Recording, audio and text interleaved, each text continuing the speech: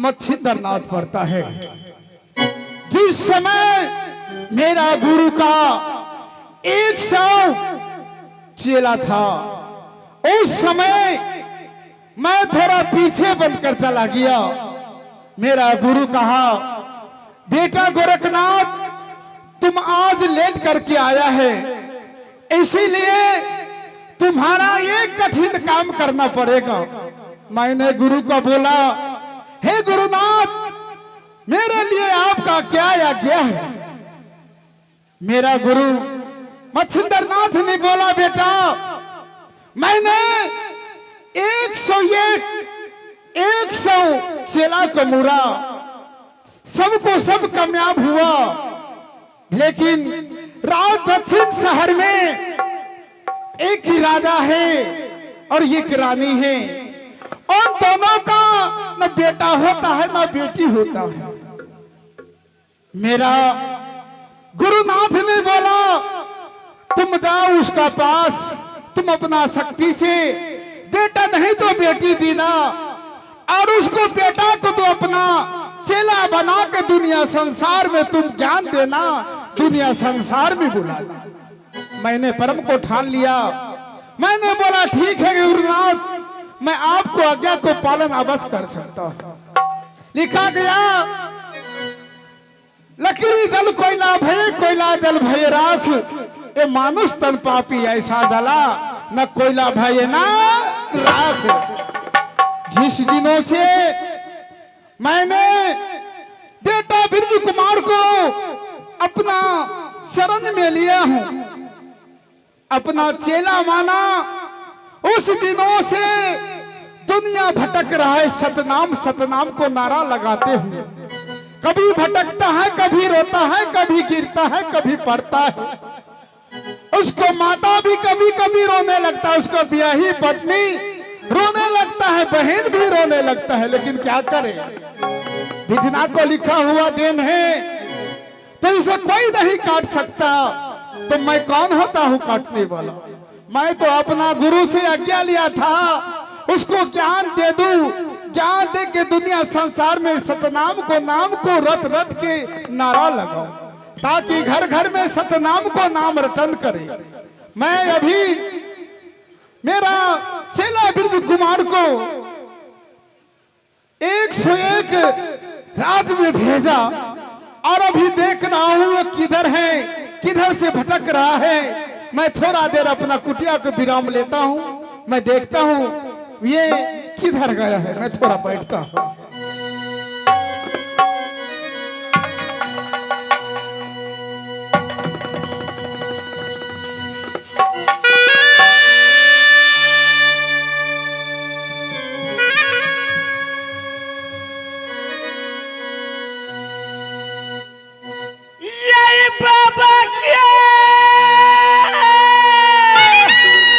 मंदिर में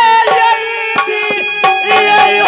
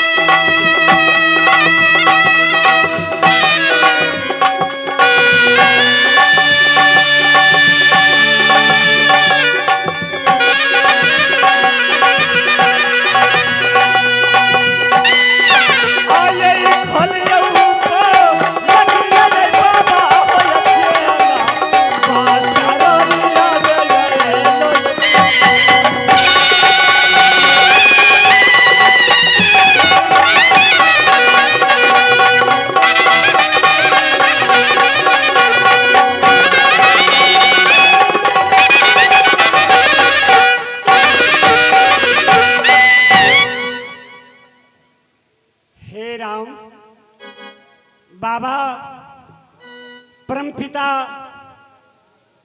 परमात्मा शिव के भक्ति में हे राम इस समय या बाबा मंदिर में नाराज छथिन या बाबा की ध्यान को ना तुम हे राम बाबा की सेवा कराओ परमपिता शिव की भक्ति या परमात्मा की भक्ति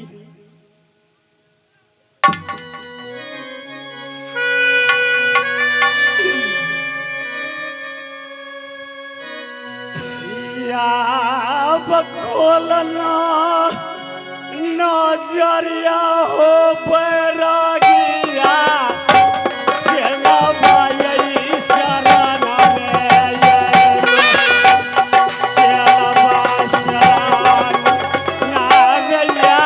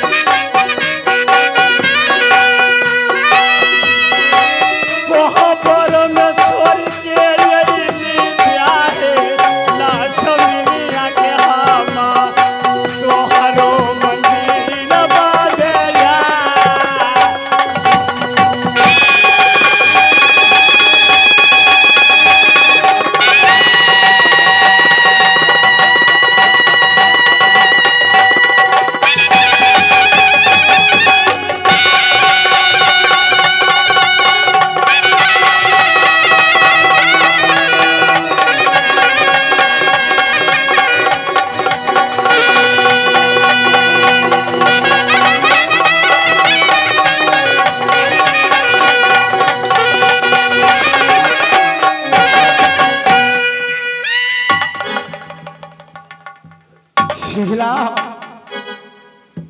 शीला आगे आओ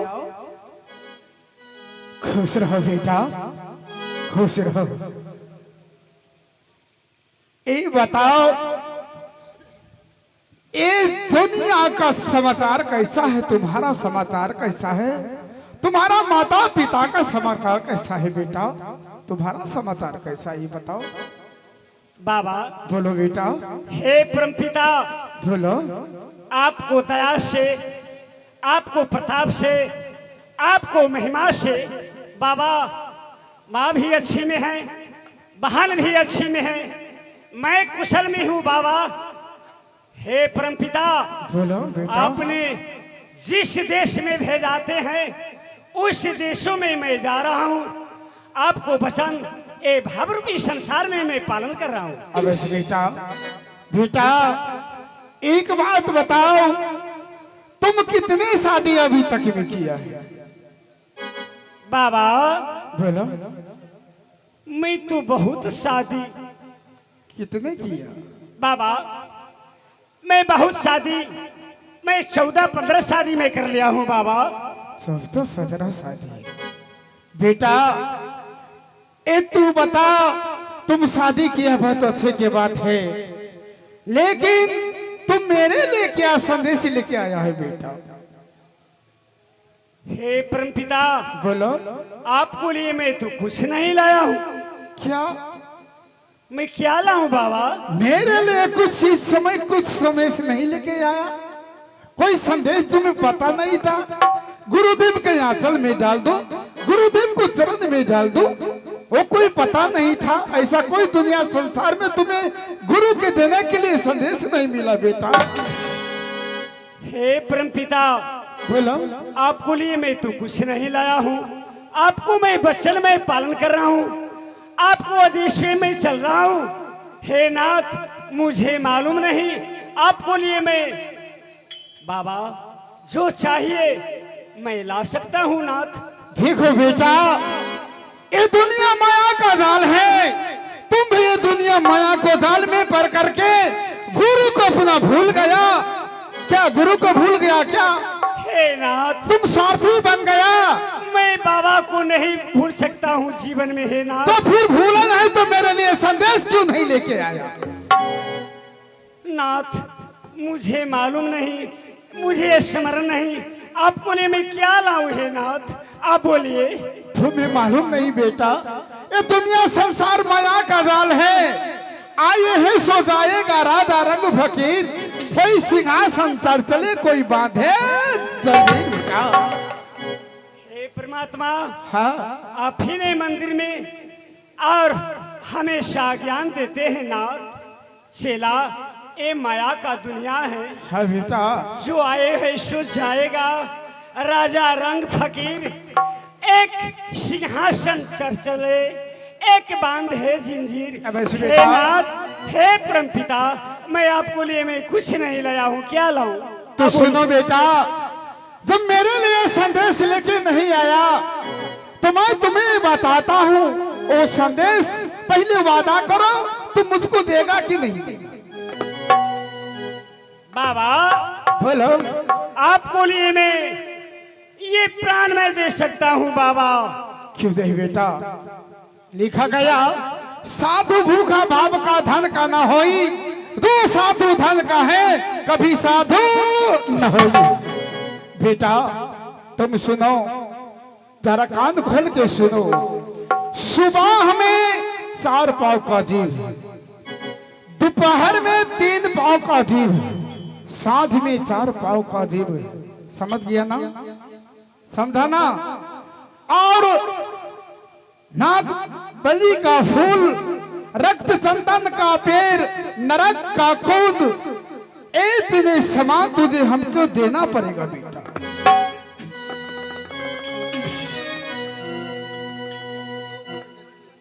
बाबा, बोलो बेटा। मैं कहाँ जाऊँ? मैं और ये कहाँ से लाऊं नाथ? एक आप और सुनो, बताइए। साथ में नागबंती का डोला भी चाहिए बेटा। बाबा, बोलो। ये कहाँ मिलेगा? ये दुनिया संसार में चाहे जमीन को अंदर मिले चाहे पताल में मिले, जहां मिले मुझे खोज कर तुम्हें मेरा झोली में मेल डालना पड़ेगा।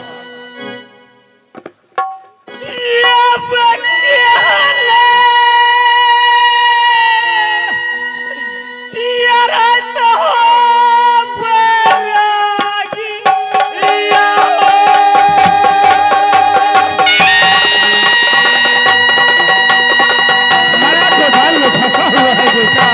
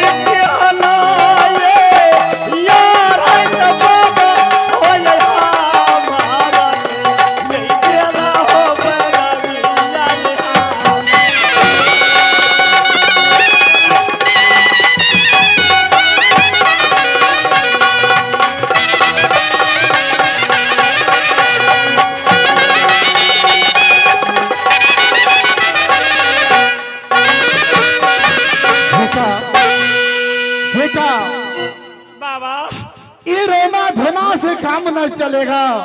ये दुनिया माया का जाल है, तुम माया का जाल में फंस चुके हो बेटा। माया को जाल से निकलो, तभी तो भावसागर नदी पार हो सकता है। भगवान को जरा भक्ति करो बेटा। ओ दीने दीना डोली लैला भेल, हेमा पुरुषा हरिया से या।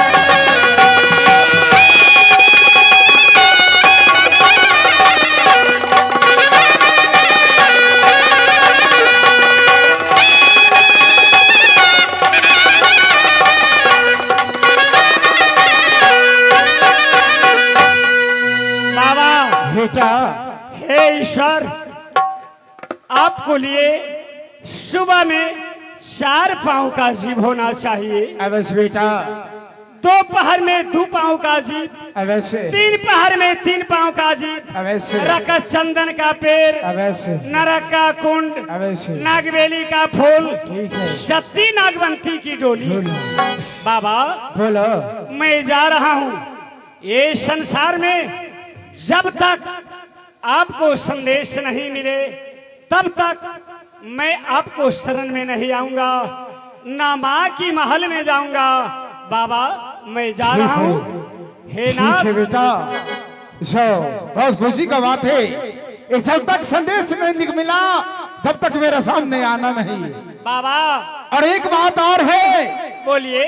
जिस दिनों से मैंने तुझे ये चंदन का करताल, भस्म का झोरा, ये महोदय बोसरी दिया है, जिस दिनों से तुमको कुछ हुआ ये पहली बताओ। बाबा बोलो। आपको प्रताप से मैं खुश नहीं हुआ। बाबा तो वही नाथ, ये बांसुरी में क्या गुण है? ये बांसुरी में गुण है, जब कोई संकट पड़े, कोई राजा रजवाड़ा तुमको साथ में विनंत करे, तो मेरा नाम से 2 शब्द को भजन गा लेना, मैं वहां प्रकट हो जाऊंगा। धन्येश्वर। बाबा ये झोली काहे के लिए है? बाबा भस्म का झोली। ये भस्म का झोली है, एक कहीं से भिखासन करके आता है, जोगी महात्मा विसाधन करके रखता है, तो इसमें डालता है, तो ये भस्म होता है। बाबा बोलो। ये चंदन का करताल में क्या गुण है? ये चंदन का करताल में ये गुण है, भगवान के भक्ति करो, सीताराम सीतार कमर उसमें बेड़ा पार हो सकता। धन है परमपिता, आप जाइए, मैं जा रहा हूँ। ठीक है, मैं जा रहा हूँ। बाबा बोलो बेटा। एक नजर से मेरी बूढ़ी माँ को आप देखते रहेगा। ठीक है। ये यबली नारी महल में है। बाबा बोलो बेटा। अबली बहन या छोट बहन है। बाबा आप देखते रहिएगा। बाबा ठीक है, उसको जिम्मेवारी तुम चिंता छोड़ दो बेटा। सत्य को राह पे चलने वालों को राधा हरिचंद को कैसे झांसा हुआ मालूम है? घर परिवार, बेटा को संपत्ति भी गया, बेटा भी गया, अपना भी गया, और डोम घर में नौकरी रहने लगा। सत्य को चलने वाले को बहुत दिक्कत होता है बेटा, ये पहले समझ लो। हे राम, मैं बाबा की बेगार में मैं जा रहा हूँ। हमारे परम पिता जो आवाज लगाए, आवाज को पूरा करना है। श्री कृष्ण गोविंदा हरे मुरारी, हे नाथ नारायण वासुदेवा।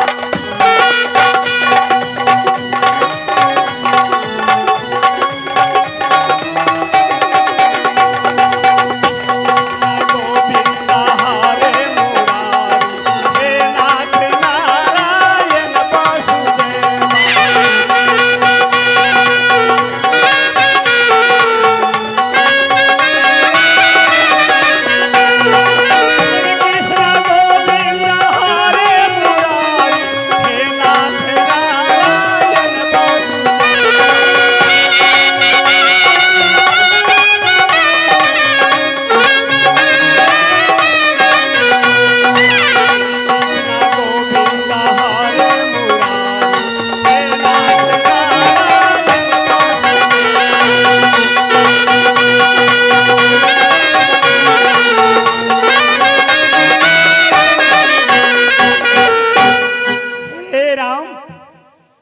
मैं कहाँ जाऊं, किस ओर में जाऊं, मैं किस नगर में जाऊं। मैं जा रहा हूं, जब तक हमारे गुरुदेव की समान ये संसार में नहीं मिलेगा तब तक मैं बाबा को मंदिर में नहीं आऊंगा, नहीं आऊंगा।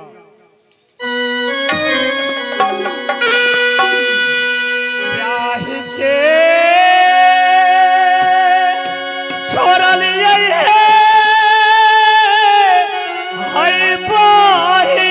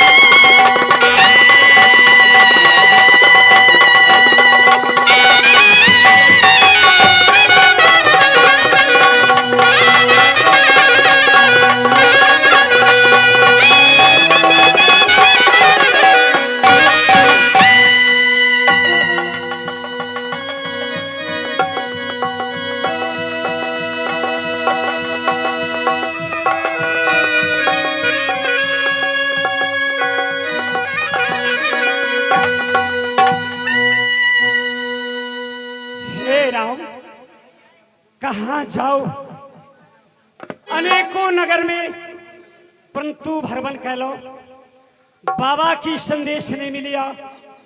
कहाँ जाओ, एक नगर एक बस्ती दिखा रहा है, जाई में 12 बीघा की बगीचा दिखाई पड़िया, परंतु रंग बिरंग की कली खिलल है, अनेकों रंग की फल दिखाई पड़िया। हे राम, आई बगीचा के रोशनी या नेत्र में या रहल आई बगीचा में जा रही छी, यदि कौन देश या कौन नगर स्मरण नहीं बगीचा में प्रवेश करब, एक फूल पर नजर पड़ या नेत्र की या रोशनी की डाउन करिया। हे राम, बगीचा में प्रवेश करो।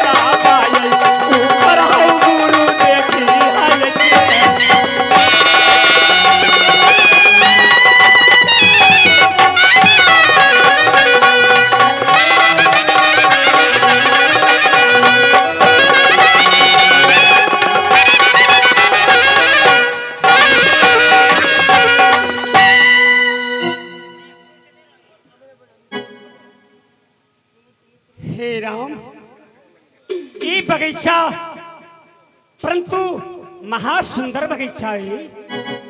ऐ बगीचा में विभिन्न प्रकार के कली खिलले, अनेकों रंग की या फल देख रहल छे राम, लेकिन ये फूल नेत्र काम नहीं करिया। बाबा की नजर में ला जाए